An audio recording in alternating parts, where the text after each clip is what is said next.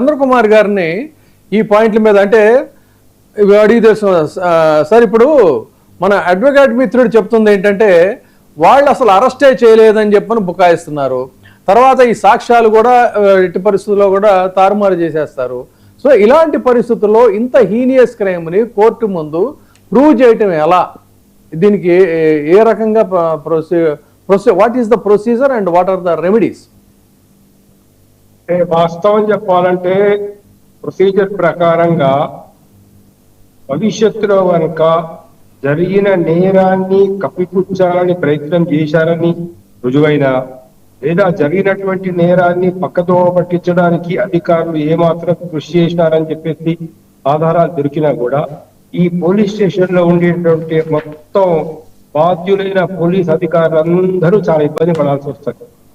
కాబట్టి ఇప్పుడున్నటువంటి సిఐ గాని లేదా ఏసీపీలు డీసీపీలు గాని లేదా కమిషనర్ ఆఫ్ పోలీసులు గాని వాళ్ళు ప్రత్యేకమైన శ్రద్ధ చూపించి నేరాన్ని కప్పిపుచ్చేటటువంటి ప్రయత్నం చెయ్యకుండా వాస్తవాలతో వాళ్ళు బయటకు రావడం అనేది అది ఎంతో సరైనటువంటి విధానం.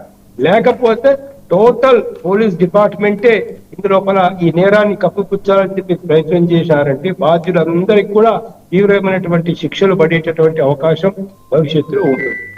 ఇక రెండో విషయం ఏదైతే ఉందో మనకు ఎటువంటి సాక్ష్యాధారాలు అనంటే కన్న తల్లి స్వయంగా చెప్పింది ఏంటి, లోపల నుంచి నాకు అరుపులు వినపడ్డాయి, అలాంటప్పుడు నేను వెళ్ళి చూశాను అనేటటువంటిది కన్న తల్లి స్వయంగా చెప్పింది.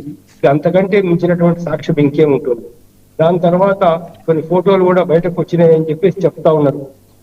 అంటే పోలీస్ స్టేషన్ లో ఉండేటువంటి రికార్డులు మొత్తం కనుక మనం పరిశీలించి చూసినట్లయితే ముఖ్యంగా సీసీటీవీ కెమెరాలు ఎందుకు ఇవ్వడం, కారణం ఏంటి? సీసీటీవీ కెమెరాలు మరి మాట్లాడారో ఒకసారి దయచేసి మీ ద్వారా ప్రజలందరినీ కూడా కోరుతా ఉన్నాం. ఒకసారి ప్రజలందరూ కూడా చూస్తే వారి తాలూకా కంటిన్యూ చేయండి.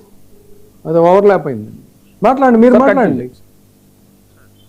ఇప్పుడు విషయం ఏంటంటే రాంబాబు గారు సాధారణంగా ప్రజలందరూ కూడా తెలుసుకోవాల్సినటువంటి విషయం ఏంటంటే ఎప్పుడు ఏ వ్యక్తి చేసి పోలీసులు అక్రమంగా పోలీస్ స్టేషన్ కు తీసుకెళ్ళిన అక్రమంగా కానీ సక్రమంగా కానివ్వండి పోలీస్ స్టేషన్ గా తీసుకెళ్ళినట్లయితే ముఖ్యంగా వాళ్ళ బంధువులు వాళ్ళ దగ్గర వాళ్ళు వాళ్ళకి తెలిసిన వాళ్ళు స్నేహితులు ఏంటంటే ఆ విషయాన్ని వెంటనే పై అధికారులకు ఉన్నతాధికారులకు తెలియజేయాలా, వీలైతే పర్మనెంట్ కమిషన్ కు ఇవ్వడము లేకపోతే మెసేజ్లు పంపించడము, హైకోర్టుకు మెసేజ్ పంపించడము, రికార్డ్ ఏదైతే మేము ఇతన్ని పోలీస్ స్టేషన్ తీసుకెళ్లారని ఆల్రెడీ మేము కంప్లైంట్ చేస్తున్నామని తండ్రి కావచ్చు తల్లి కావచ్చు కుటుంబ సభ్యులు కావచ్చు ఆన్ పేపర్ రికార్డ్ గా చేస్తే అది చాలా వరకు మనకు ఉపయోగకరంగా ఉంటుంది.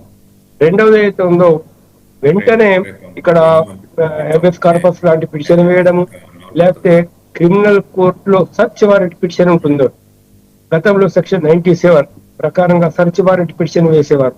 అలాంటి ఒక సర్చ్ వారెంట్ పిటిషన్ వేసినట్లయితే